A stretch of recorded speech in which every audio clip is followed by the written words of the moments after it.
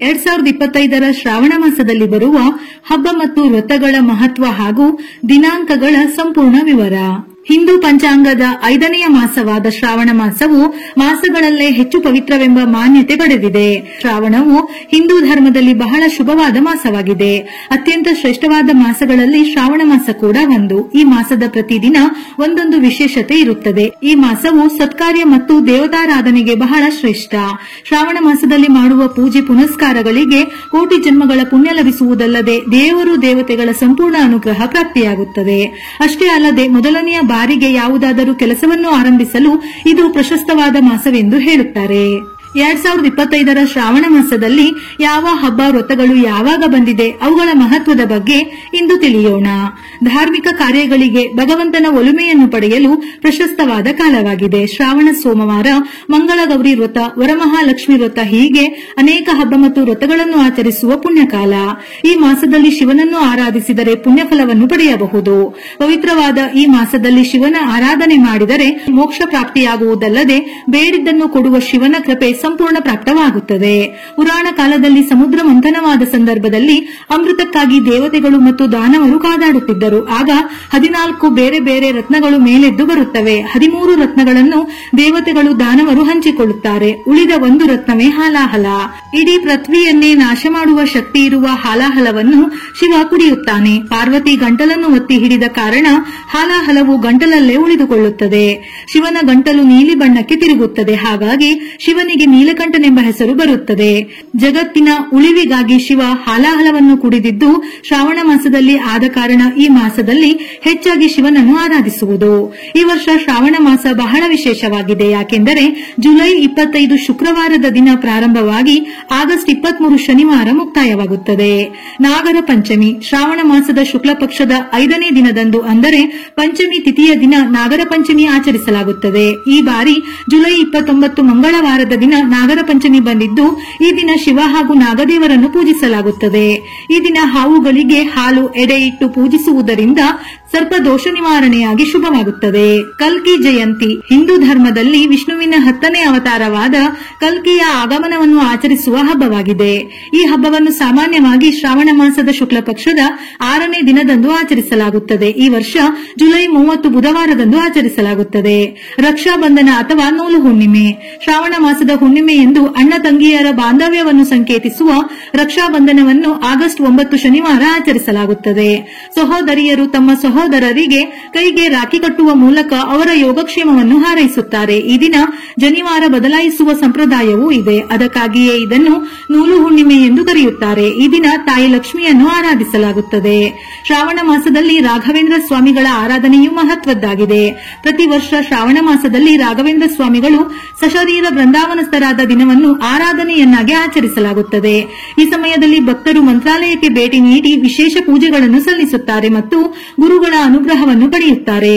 ಈ ವರ್ಷ ಶ್ರೀ ಗುರು ರಾಘವೇಂದ್ರ ಸ್ವಾಮಿಗಳ 354ನೇ ಆರಾಧನಾ ಮಹೋತ್ಸವವನ್ನು ಆಗಸ್ಟ್ 10 ಭಾನುವಾರ ಪೂರ್ವಾರಾಧನೆ, ಆಗಸ್ಟ್ 11 ಸೋಮವಾರ ಮಧ್ಯ ಆರಾಧನೆ ಹಾಗೂ ಆಗಸ್ಟ್ 12 ಮಂಗಳವಾರ ಉತ್ತರ ಆರಾಧನೆಯನ್ನು ಆಚರಿಸಲಾಗುತ್ತದೆ. ಕೃಷ್ಣ ಜನ್ಮಾಷ್ಟಮಿ ಶ್ರಾವಣ ಮಾಸದ ಕೃಷ್ಣ ಪಕ್ಷದ ಅಷ್ಟಮಿಯಂದು ಶ್ರೀಕೃಷ್ಣನ ಜನ್ಮದಿನವನ್ನು ಆಚರಿಸಲಾಗುತ್ತಿದ್ದು ಈ ವರ್ಷ ಆಗಸ್ಟ್ 15 ಶುಕ್ರವಾರ ಆಚರಿಸಲಾಗುತ್ತದೆ. ಈ ದಿನ ಉಪವಾಸ ವ್ರತವನ್ನು ಕೈಗೊಂಡು ರಾತ್ರಿಯಲ್ಲಿ ಕೃಷ್ಣನ ಪೂಜೆ ಮಾಡುವುದರಿಂದ ಪುಣ್ಯ ಲಭಿಸುತ್ತದೆ. ಶ್ರಾವಣ ಸೋಮವಾರ ಈ ಮಾಸದಲ್ಲಿ ಬರುವ ಪ್ರತಿ ಸೋಮವಾರ ಶಿವನಿಗೆ ಅತ್ಯಂತ ಪ್ರಿಯವಾದ ದಿನ. ಈ ದಿನದಂದು ಉಪವಾಸ ವ್ರತವನ್ನು ಆಚರಿಸಿ ಶಿವನನ್ನು ಪೂಜಿಸುವುದರಿಂದ ಇಷ್ಟಾರ್ಥ ಸಿದ್ಧಿ, ಆರೋಗ್ಯ ವೃದ್ಧಿ, ಸಂತೋಷ ಮತ್ತು ಸಮೃದ್ಧಿ ಲಭಿಸುತ್ತದೆ. ಮದುವೆಯಾದವರು ಪತಿಗೆ ಆರೋಗ್ಯ ಆಯುಷ್ಯ ಲಭಿಸಲೆಂದು, ಅವಿವಾಹಿತ ಕನ್ಯೆಯರು ಉತ್ತಮ ಪತಿಯನ್ನು ಪಡೆಯಲು ಈ ವ್ರತವನ್ನು ಆಚರಿಸುತ್ತಾರೆ. ಈ ವರ್ಷ ಶ್ರಾವಣ ಮಾಸದಲ್ಲಿ ಒಟ್ಟು 4 ಸೋಮವಾರ ಬಂದಿದ್ದು ಜುಲೈ 28 ಮೊದಲನೇ ಸೋಮವಾರ, ಆಗಸ್ಟ್ 4 ಎರಡನೇ ಸೋಮವಾರ, ಆಗಸ್ಟ್ 11 3ನೇ ಸೋಮವಾರ ಹಾಗೂ ಆಗಸ್ಟ್ 18 4ನೇ ಸೋಮವಾರ ಬಂದಿದೆ. ಮಂಗಳ ಗೌರಿ ವ್ರತ ಪತಿಗೆ ದೀರ್ಘಾಯುಷ್ಯ ಮತ್ತು ಸಮೃದ್ಧಿಯನ್ನು ನೀಡುವಂತೆ ಹೆಂಗಳೆಯರು ಪ್ರತಿ ಮಂಗಳವಾರ ಮಂಗಳ ಗೌರಿ ವ್ರತ ಆಚರಿಸುತ್ತಾರೆ. ಶ್ರಾವಣ ಮಾಸದ ಎಲ್ಲಾ ಮಂಗಳವಾರದಂದು ಮಂಗಳಗೌರಿಯನ್ನು ಪೂಜಿಸಲಾಗುತ್ತದೆ. ಪಾರ್ವತಿ ದೇವಿಯ ಇನ್ನೊಂದು ಹೆಸರೇ ಮಂಗಳಗೌರಿ. ಕೆಲವೆಡೆ ನವ ದಂಪತಿಗಳು ಈ ವ್ರತವನ್ನು ಕಡ್ಡಾಯವಾಗಿ ಆಚರಿಸಬೇಕು. ಮಂಗಳಗೌರಿ ವ್ರತದ ಬಗ್ಗೆ ಶ್ರೀಕೃಷ್ಣನೇ ದ್ರೌಪದಿಗೆ ವಿವರಿಸಿದನೆಂದು ಪುರಾಣಗಳು ಹೇಳುತ್ತವೆ. ಈ ವರ್ಷ ಶ್ರಾವಣ ಮಾಸದಲ್ಲಿ ಒಟ್ಟು 4 ಮಂಗಳವಾರವೂ ಬಂದಿದ್ದು, ಜುಲೈ 29 ಮೊದಲನೇ ಮಂಗಳವಾರ, ಆಗಸ್ಟ್ 5 ಎರಡನೇ ಮಂಗಳವಾರ, ಆಗಸ್ಟ್ 12 ಮೂರನೇ ಮಂಗಳವಾರ ಹಾಗೂ ಆಗಸ್ಟ್ 19 4ನೇ ಮಂಗಳವಾರ ಬಂದಿದೆ. ವರಮಹಾಲಕ್ಷ್ಮಿ ವ್ರತ ಶ್ರಾವಣ ಮಾಸದಲ್ಲಿ ಆಚರಿಸುವ ಪ್ರಮುಖ ಹಬ್ಬಗಳಲ್ಲಿ ವರಲಕ್ಷ್ಮಿ ಅಥವಾ ವರಮಹಾಲಕ್ಷ್ಮಿ ವ್ರತವೂ ಕೂಡ ಒಂದು. ಶ್ರಾವಣ ಮಾಸದಲ್ಲಿ ಬರುವ ಶುಕ್ರವಾರವನ್ನು ಶ್ರಾವಣ ಶುಕ್ರವಾರ ಅಥವಾ ಸಂಪತ್ ಶುಕ್ರವಾರವೆಂದು ಕೂಡ ಕರೆಯುತ್ತಾರೆ. ಈ ಬಾರಿ ಆಗಸ್ಟ್ 8ರಂದು ವರಮಹಾಲಕ್ಷ್ಮಿ ವ್ರತವನ್ನು ಆಚರಿಸಲಾಗುತ್ತದೆ. ಪತಿ ಮಕ್ಕಳಿಗೆ ದೀರ್ಘಾಯುಷ್ಯ, ಮನೆಯಲ್ಲಿ ಸಂಪತ್ತು ಸಮೃದ್ಧಿ ಕರುಣಿಸಲು ಮಹಿಳೆಯರು ಲಕ್ಷ್ಮಿಯನ್ನು ಪೂಜಿಸುತ್ತಾರೆ. ಇದರಿಂದ ಸಂಪತ್ತು ವೃದ್ಧಿಯಾಗುವುದಲ್ಲದೆ ಲಕ್ಷ್ಮೀ ದೇವಿಯ ಸಂಪೂರ್ಣ ಅನುಗ್ರಹ ಲಭಿಸುತ್ತದೆ. ಈ ವರ್ಷ ಶ್ರಾವಣ ಮಾಸದಲ್ಲಿ ಒಟ್ಟು 5 ಶುಕ್ರವಾರ ಬಂದಿದ್ದು, ಜುಲೈ 25 ಮೊದಲನೇ ಶ್ರಾವಣ ಶುಕ್ರವಾರ, ಆಗಸ್ಟ್ 1 ಎರಡನೇ ಶುಕ್ರವಾರ, ಆಗಸ್ಟ್ 8 ಮೂರನೇ ಶುಕ್ರವಾರ ಹಾಗೂ ವರಮಹಾಲಕ್ಷ್ಮಿ ವ್ರತ, ಆಗಸ್ಟ್ 15 4ನೇ ಶುಕ್ರವಾರ ಹಾಗೂ ಆಗಸ್ಟ್ 22 5ನೇ ಶುಕ್ರವಾರ ಬಂದಿದೆ. ಶ್ರಾವಣ ಶನಿವಾರ ಶ್ರಾವಣ ಮಾಸದಲ್ಲಿ ಬರುವ ಶನಿವಾರಗಳನ್ನು ಶ್ರಾವಣ ಶನಿವಾರ ಅಥವಾ ಸಂಪತ್ ಶನಿವಾರವೆಂದು ಕರೆಯುತ್ತಾರೆ.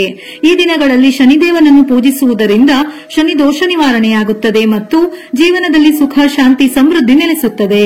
ಶ್ರಾವಣ ಶನಿವಾರದಂದು ಶನಿದೇವನ ಜೊತೆಗೆ ಹನುಮಂತನನ್ನು ಪೂಜಿಸುವುದರಿಂದ ಶನಿದೇವನ ಅಶುಭ ಪರಿಣಾಮಗಳು ಕಡಿಮೆಯಾಗುತ್ತದೆ. ಈ ದಿನ ವೆಂಕಟೇಶ್ವರ ಸ್ವಾಮಿಯನ್ನು ಸಹ ಪೂಜಿಸಲಾಗುತ್ತದೆ. ಈ ವರ್ಷ ಶ್ರಾವಣ ಮಾಸದಲ್ಲಿ ಒಟ್ಟು 5 ಶನಿವಾರ ಬಂದಿದ್ದು, ಜುಲೈ 26 ಮೊದಲನೇ ಶ್ರಾವಣ ಶನಿವಾರ, ಆಗಸ್ಟ್ 2 ಎರಡನೇ ಶನಿವಾರ, ಆಗಸ್ಟ್ 9 ಮೂರನೇ ಶನಿವಾರ, ಆಗಸ್ಟ್ 16 4ನೇ ಶನಿವಾರ ಹಾಗೂ ಆಗಸ್ಟ್ 23 5ನೇ ಶನಿವಾರ ಬಂದಿದೆ. ಏಕಾದಶಿ ಒಂದು ತಿಂಗಳಲ್ಲಿ 2 ಏಕಾದಶಿಗಳನ್ನು ಆಚರಿಸಲಾಗುತ್ತಿದ್ದು, ಆಗಸ್ಟ್ 5 ಮಂಗಳವಾರ ಶ್ರಾವಣ ಮಾಸ ಶುಕ್ಲ ಪಕ್ಷದ ಏಕಾದಶಿಯನ್ನು ಆಚರಿಸಲಾಗುತ್ತದೆ. ಈ ಏಕಾದಶಿಗೆ ಪುತ್ರದ ಏಕಾದಶಿ ಎಂದು ಕರೆಯುತ್ತಾರೆ.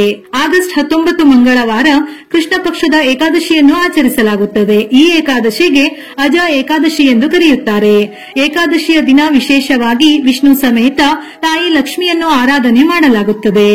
ಸಂಕಷ್ಟಹರ ಚತುರ್ಥಿ ಹಿಂದೂ ಕ್ಯಾಲೆಂಡರ್ ಪ್ರಕಾರ ಪ್ರತಿ ತಿಂಗಳು 2 ಚತುರ್ಥಿ ವ್ರತಗಳು ಬರುತ್ತವೆ. ಒಂದು ಶುಕ್ಲ ಪಕ್ಷದಲ್ಲಿ, ಇನ್ನೊಂದು ಕೃಷ್ಣ ಪಕ್ಷದಲ್ಲಿ.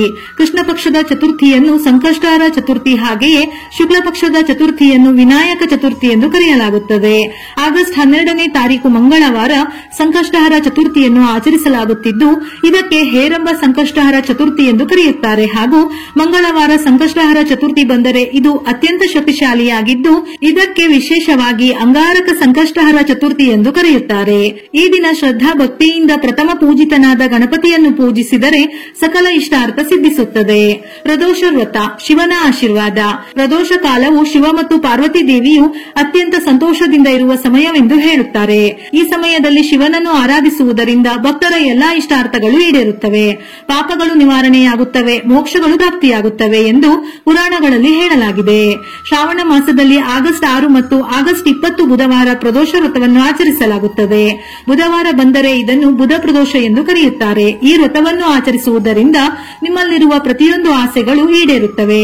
ಆಗಸ್ಟ್ 23 ಶನಿವಾರದ ದಿನ ಶ್ರಾವಣ ಅಮಾವಾಸ್ಯೆ ಬಂದಿದ್ದು, ಈ ದಿನ ಶ್ರಾವಣ ಮಾಸ ಮುಕ್ತಾಯವಾಗಿ ಆಗಸ್ಟ್ 24 ಭಾನುವಾರದಿಂದ ಭಾದ್ರಪದ ಮಾಸ ಪ್ರಾರಂಭವಾಗುತ್ತದೆ. ಶ್ರಾವಣ ಮಾಸದಲ್ಲಿ ಬರುವ ಹಬ್ಬ ವ್ರತಗಳ ಬಗ್ಗೆ ತಿಳಿದಿರುವಷ್ಟು ಮಾಹಿತಿಯನ್ನು ತಿಳಿಸಲಾಗಿದ್ದು, ಎಲ್ಲಾದರೂ ಯಾವುದನ್ನಾದರೂ ಬಿಟ್ಟಿದ್ದರೆ ಅಥವಾ ತಪ್ಪಿದ್ದರೆ ಕ್ಷಮೆ ಇರಲಿ. ಈ ಮೇಲೆ ಹೇಳಿದ್ದ ಹಬ್ಬ ಮತ್ತು ವ್ರತಗಳ ದಿನಾಂಕವನ್ನು ನೋಡಿ ಮುಂಬರುವ ಹಬ್ಬಗಳ ತಯಾರಿಯನ್ನು ಮಾಡಿ. ಹಾಗೆಯೇ ಶ್ರಾವಣ ಮಾಸದಲ್ಲಿ ತಪ್ಪದೆ ಪ್ರತಿಯೊಬ್ಬರು ನಿಮ್ಮ ಕೈಲಾದಷ್ಟು ದೇವರ ಆರಾಧನೆ, ಪೂಜೆ, ಪುನಸ್ಕಾರ ಮಾಡಿ ದೇವರ ಆಶೀರ್ವಾದ, ಅನುಗ್ರಹವನ್ನು ಪಡೆಯಿರಿ. ವಿಡಿಯೋ ಇಷ್ಟ ಆಗಿದ್ದಲ್ಲಿ ಮರೆಯದೆ ಲೈಕ್ ಕೊಟ್ಟು ನಿಮ್ಮವರಿಗೆ ಶೇರ್ ಮಾಡಿ. ಇದೇ ರೀತಿಯ ಮನಮುಟ್ಟುವ ಉಪಯುಕ್ತ ಮಾಹಿತಿಗಳಿಗಾಗಿ ಮತ್ತೆ ಭೇಟಿಯಾಗೋಣ.